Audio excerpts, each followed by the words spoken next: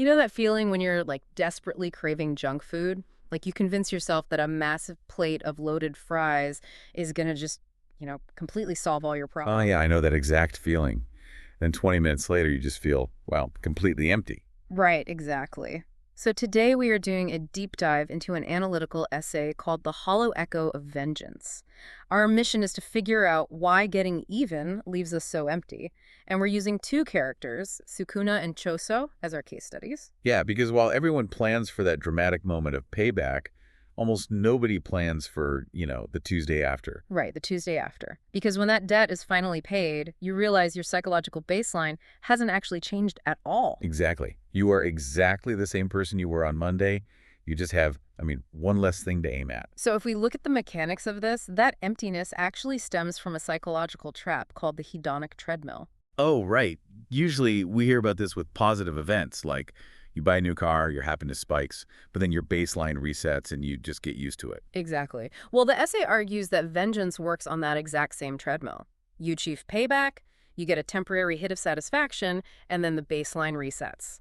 Ah, so the craving inevitably returns, often demanding a larger dose, Mhm. because revenge is rarely about the target itself, right? Right, it's an attempt to resolve an internal deficit, like feelings of profound powerlessness or grief or humiliation. But an external act of payback was never mechanically built to heal an internal emotional wound. Yeah, that makes a lot of sense. So, if vengeance is an attempt to fix an internal wound with an external act, what happens when someone doesn't actually have an internal wound to heal in the first place? Well, that is where the character Sukuna comes in as this extreme cautionary tale. Yeah. He basically operates like a black hole of appetite. Oh, wow, a black hole. Yeah, he possesses absolute power and dominance.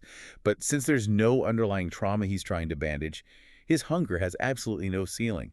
It is just pure, bottomless consumption. Man, that's intense. It is. And he actually mirrors the Greek myth of Tantalus, the king cursed to stand in a pool of water that drains away the exact second he bends down to take a drink. Oh, right. Yeah, Tantalus.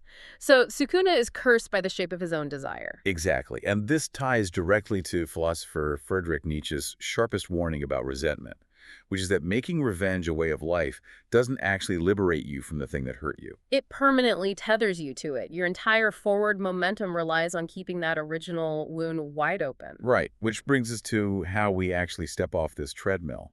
The essay illustrates this through the character Choso. He starts with the same emotional fuel as Sukuna. Right, that deep grief-turned rage over the loss of his brothers. Exactly. But, well, he finds a different path.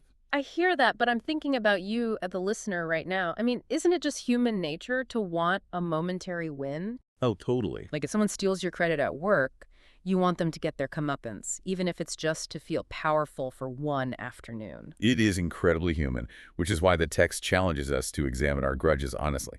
Are you genuinely trying to heal, or are you just chasing the fleeting high of feeling powerful? Right, because those require completely different solutions. Exactly.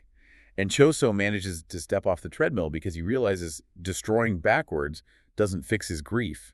Instead, he shifts his mechanism of meaning. So he redirects his immense energy toward protecting the family he still has left. Yes, by building something forward-looking, the act of protection provides the internal bandage that external revenge simply couldn't. Okay, so if Choso proves you can step off the treadmill, it sounds like the text is arguing that the only real cure for resentment is construction, not destruction. Exactly that.